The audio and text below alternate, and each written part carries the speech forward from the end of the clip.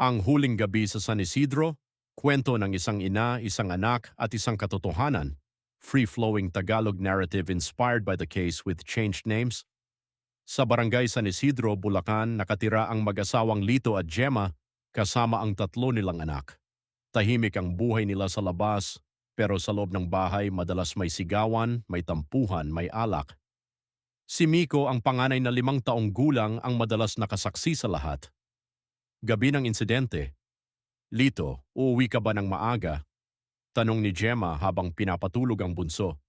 May inuman lang kina Rodel, sandali lang, sagot ni Lito, medyo may tama na. Pagbalik niya bandang hating gabi, lasing na lasing. Gemma, bakit ang gulo ng bahay? Bakit hindi mo pinatulog si Miko? Sigaw niya, tahimik si Gemma. Sanay na.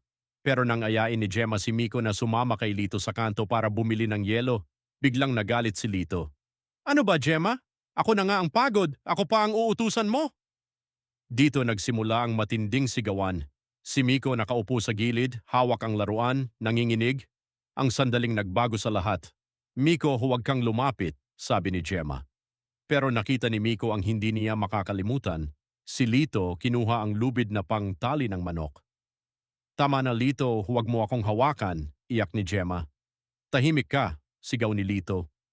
Tinulak niya si Gemma, tinali ang kamay sa likod at sa harap ni Miko, kinuha ang bote ng kerosene. Papa, huwag, nanginginig na sabi ng bata. Pero lasing si Lito, hindi nakikinig. Binuhusan niya ang harapan ng katawan ni Gemma at sa isang iglap, sindi ng posporo. Ma! Sigaw ni Miko. Hindi gumalaw si Gemma. Tali ang kamay. Hindi makatakbo. Pagkatapos ng apoy tumakbo si Lito palabas, humingi ng tulong. Pero sa halip na dalhin agad sa ospital, nag-ikot pa siya sa barangay, naghanap ng sasakyan, naghanap ng pera. Si Gemma halos hindi makapagsalita, dinala sa ospital ng kapitbahay.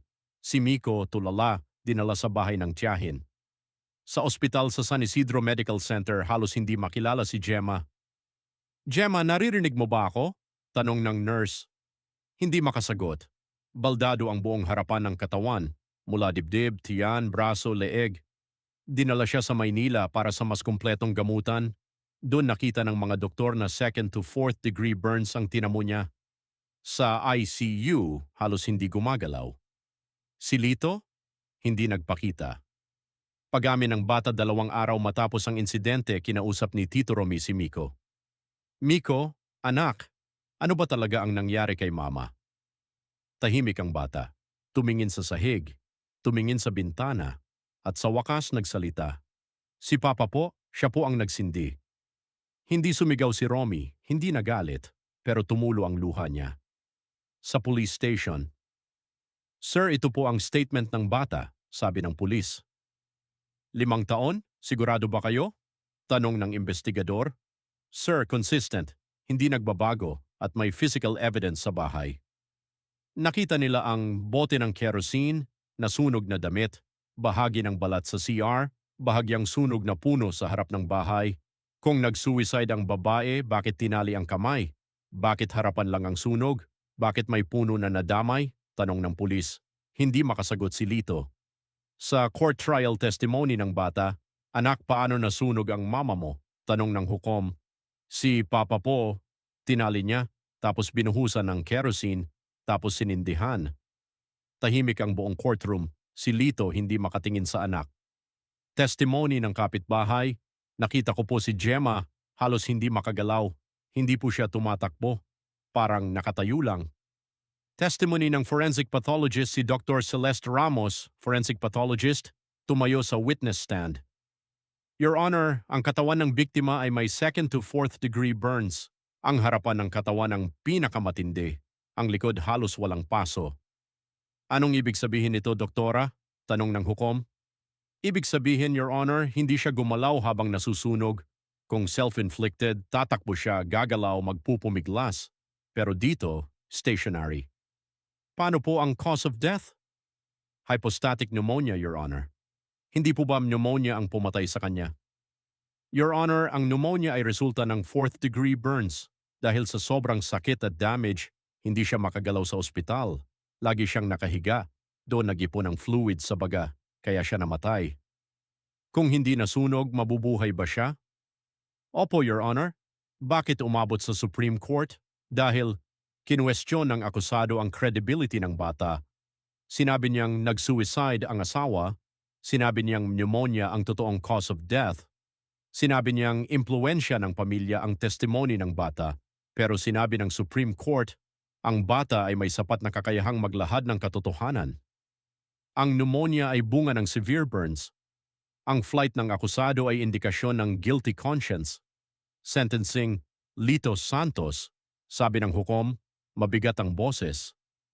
Tiningnan namin ang lahat ng ebidensya, ang salaysay ng anak mo, ang forensic findings, ang physical evidence sa bahay, ang pag-iwas mo sa ospital, sa burol, sa libing. Ang hatol ng hukuman, tahimik ang lahat. Guilty of parricide, reclusion perpetua. Si Miko nasa likod ng courtroom umiiyak, hindi dahil sa hatol, kundi dahil ama niya ang dinala ng pulis palabas.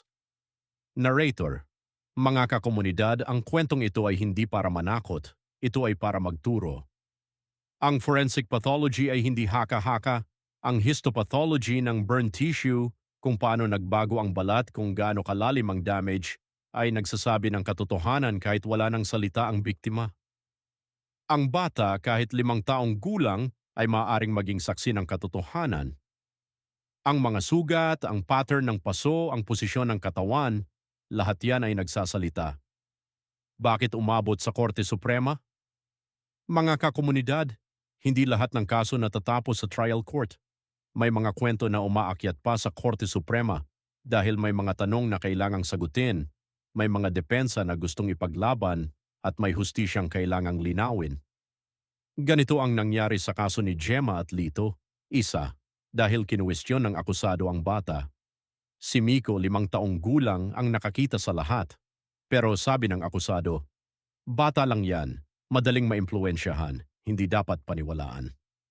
Sinabi niyang, masyadong bata si Miko, pwedeng tinuruan ng pamilya ng biktima. May mga sagot daw na hindi malinaw, kaya umakyat ang kaso sa Supreme Court para sagutin ang tanong, pwede bang maging credible witness ang isang 5 taong gulang? At ang sagot ng Korte Suprema, oo, basta kaya niyang mag-observe, mag-alala at magkwento ng tapat. 2, dahil sinabi ng akusado na pneumonia ang totoong ikinamatay. Depensa ni Lito, hindi naman dahil sa paso namatay, pneumonia ang cause of death. Pero sabi ng forensic pathologist, ang pneumonia ay bunga ng 4th degree burns. Kung hindi nasunog, hindi magkakaroon ng hypostatic pneumonia.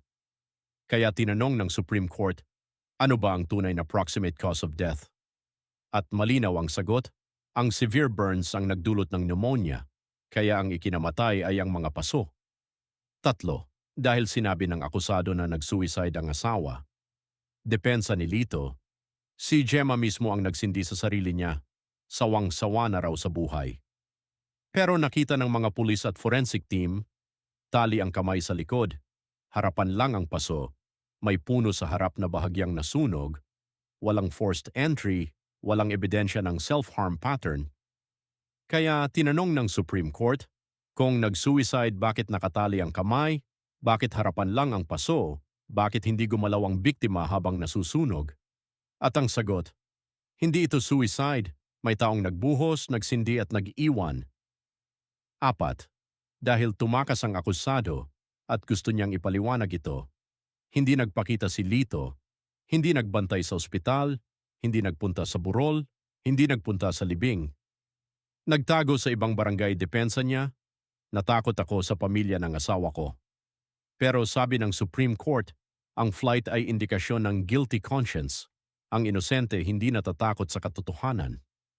5, dahil gusto ng akusado na baligtarin ang hatol, sa madaling salita, kinuwestiyon niya ang bata, kinuwestiyon niya ang forensic findings, kinuwestiyon niya ang cause of death, kinuwestiyon niya ang credibility ng pamilya, kinuwestiyon niya ang trial court kaya umakyat ang kaso sa Korte Suprema, ang huling boses ng hustisya. Narrator, mga kakomunidad, ang Korte Suprema ang nagsara sa kwentong ito. Sinabi nila, ang bata ay nagsabi ng totoo.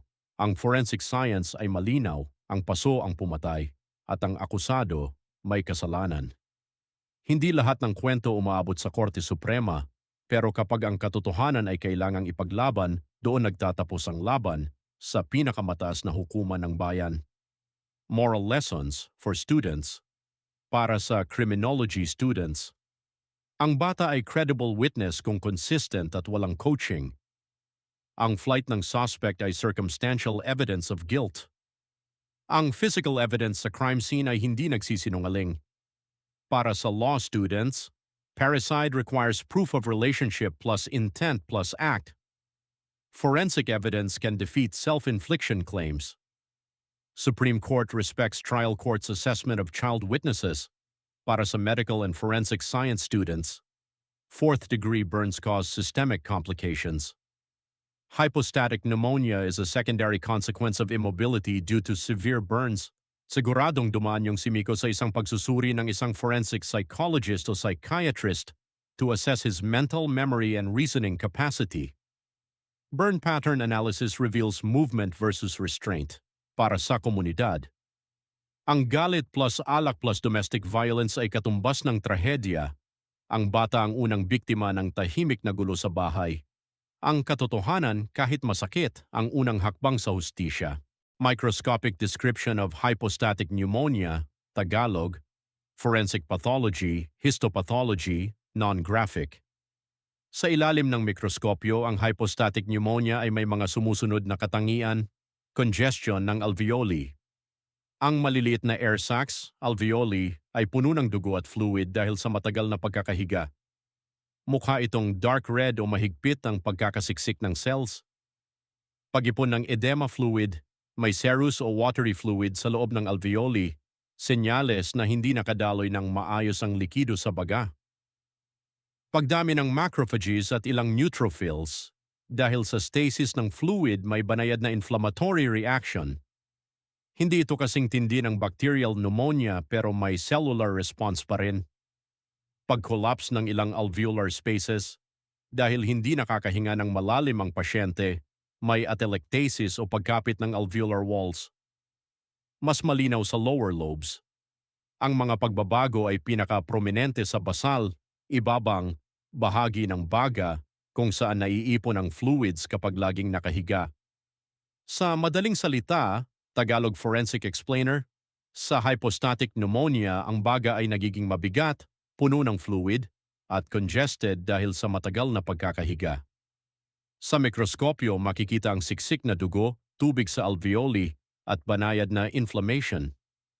Ito ang nangyari sa biktima sa kaso, hindi siya makagalaw dahil sa severe second to fourth degree burns, kaya lagi siyang nakahiga, nagdulot ng fluid stasis at kalaunan ay hypostatic pneumonia, hindi makahinga fully dahil mga muscles niya sa front side of the chest ay tight due to the burns. Ang Pilipinas needs more trained and certified forensic pathologists to be deployed sa mga law enforcement agencies and public hospitals. 3 pa lang ang forensic pathologists sa Manila certified by the Philippine Board of Pathology at this time. August 2026, Drs. Fortun, Dr. Cecilia Lim, and Dr. Noel Minay. Ang Pilipinas ay need ng forensic pathologists kahit man lang isa bawat regional areas from Luzon to Tawi-Tawi. Sa Southeast Asia, karamihan ng mga bansa ay advanced ang forensic science, clinical forensic medicine, and forensic pathology. Kaya rin Pilipinas na magawa ang mga ito kung meron lang political will ang mga tao sa Kongreso. Sa panimula, kailangan ng isang doktor na magkaroon ng training first sa anatomic and clinical pathology, take the Philippine Board of Pathology, then take a subspecialty training in forensic pathology sa abroad, or kung meron man sa Manila sa future, need ng Pilipinas ang mga nasa 250 forensic pathologists in the law enforcement agencies or as private practitioners. Worldwide, maraming bansa ang need din ng mga forensic pathologists. Contact the Philippine Society of Pathologists for more details or the College of Criminal Justice Education of the Lyceum of the Philippines Batangas, LPU Batangas, or the UP College of Medicine Manila. Sa mga forensic science and criminology degrees inquiries, contact LPU Batangas, among others. or send me a message sa Forensic Medicine Philippines YouTube channel or Forensic Science Philippines sa Facebook. Working on debris and samples collected from a fatal fire scene investigation. This is your typical forensic science specialist. Representative samples from fire debris are then taken and subjected to high-tech state-of-the-art forensic laboratory of the NBI or PNP Philippines.